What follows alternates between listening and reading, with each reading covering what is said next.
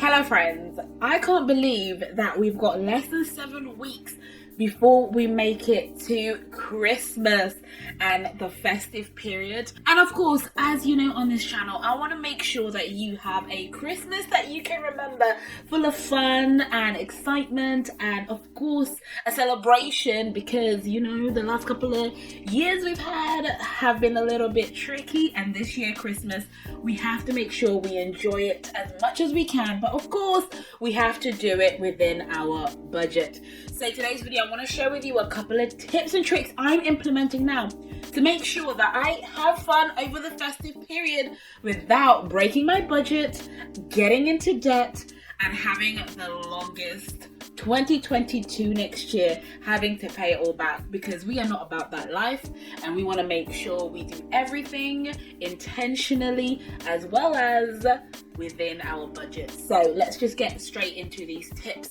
Tip number 1, it can be super tempting to plan the perfect Christmas. I'm talking about having friends around, especially if there are no restrictions this year, going all out and buying everything. But actually, to make sure you have a Christmas that is not gonna have a negative financial impact on your finances for the next year, it's important to plan the perfect Christmas within your allocated budget. And that simply means calculating your budget to find out within the amount you have what you can purchase, and I mean gifts, food, everything that you need. How can you do that within your budget? Now, my biggest tip, and what I have to continuously remind myself, is that you don't need a lot of money to have fun. With the budget you have, you can actually create an amazing Christmas and a festive time without having to break the bank. The second thing that I always recommend is to ban unnecessary presents. It's not necessary for you to buy gifts for every single person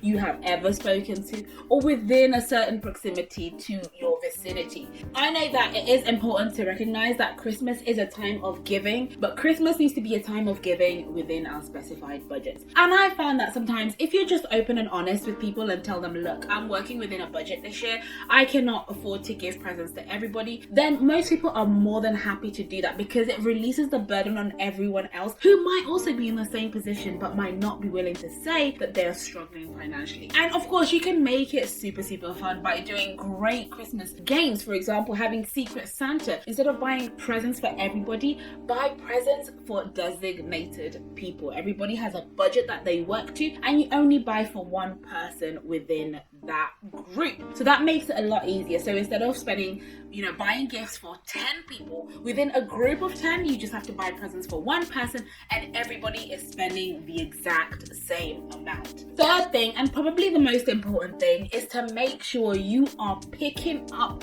discounts and also picking up gifts now rather than later, just because under normal circumstances prices tend to rise the closer we get to Christmas, as more people are willing to spend, and as people get into the festive period, retailers understand that people are willing to spend a little bit more, so they hike up their prices, and you pay a premium for something a month before you could have paid much less. And of course, with the current climate and the supply issues that are being forecasted to happen, we might end up seeing shortages closer to December, and of course you could end up seeing such high prices. So to make sure you get the best value for your money, if you see something at a good discounted price, instead of thinking let me wait a little bit later, when it gets closer to Christmas I'll purchase it, go ahead and get it now, especially if it's already within your Christmas plan and it's within your budget. The next thing I was consider when you are purchasing your Christmas food not to go for the most expensive, luxurious items on the shelf. For the most part, you will find a lot of, for example, the turkeys, mince pies, regardless of branding, tend to be made in the same place. So you're paying a premium for the luxe packaging or the branding associated with it. There is no shame in buying something that is cheaper but is of the same value. So go ahead, grab a discount, and make sure you are getting the best value for your money. Now, when it comes to gift giving, it's not always the most cost effective or even more appreciated when you purchase gifts as opposed to making them at home. Now, making gifts at home can be a fun family project that you do, and of course, because it's personalized and it comes from the heart, sometimes it is not only cheaper for your wallet, but actually more appreciated by those that you are giving them out to.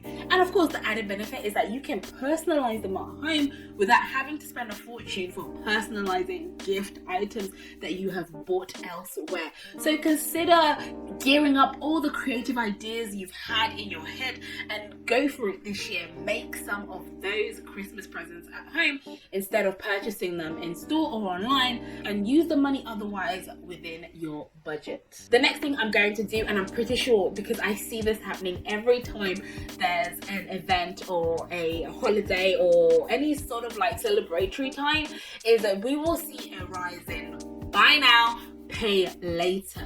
And it's really important that you make sure you do not sign up to these. And the reason I'm saying that is, for the most part, a lot of us will be like, yeah, I'll buy now and I'll pay later. And I'll say that because I am one of those people. But this is a habit that I've managed to kick out of myself, because in the terms and conditions, the fine print, you will find that the interest rate is completely astronomical.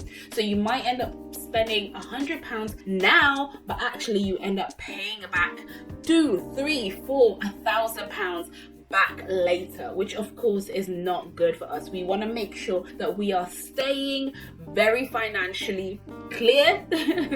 We are staying financially clear, and we are not having an impact on our finances later on. Another thing is to be smart about delivery. Now, supermarkets have started to release what their delivery times are, and it might be that actually you don't want to do your Christmas shopping in person, but you want to book a delivery slot. Then now is the time to make sure you are doing that, so you are secure about your delivery slot. You know exactly when it's going to happen. And of course, I would always recommend that if you're going to go for a delivery slot, go for a delivery slot maybe a week prior to Christmas. So should anything happen, and I mean preparing yourself for anything, you don't want to pick a delivery slot for the 24th and find out on the 24th they are not delivering and you are stuck. I would highly recommend maybe a week prior to Christmas, have your food delivered to your house, so that if anything happens, then at least you have a week to try and source things should they not arrive.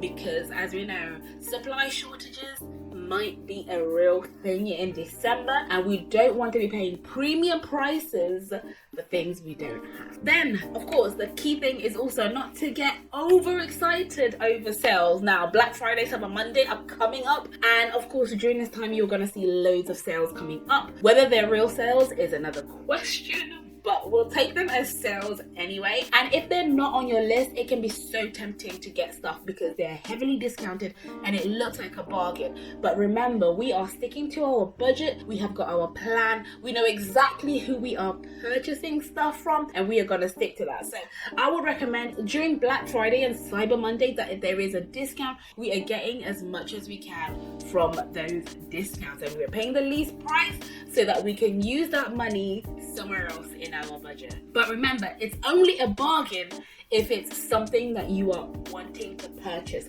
If it's not, then technically this is impulse purchasing. And then of course, we are going to plan every single meal, especially around times, not only Christmas Day, but also if you are going to be having parties and you're inviting people over, you don't want to get to the point where you have bought too much food and you look back with hindsight and think, oh, I should have spent less because then I would have been able to buy this person a present, or we'd have been able to go to this place and enjoy it. So make sure you plan every meal that you are anticipating you will have, obviously having a little bit of contingency here and there because we do enjoy ourselves over Christmas. So make sure to plan out every meal where you can. And of course, another tip is to make sure you are using cashback sites where you can earn your money back for these purchases that you're intending to spend. There's no reason why you shouldn't be utilizing and getting as much out of your money as you can. So I would recommend using sites like Quidco or Cashback app, even checking your bank to see whether or not they have any cashback offers so that you can earn a percentage back on every purchase that you are making. And of course,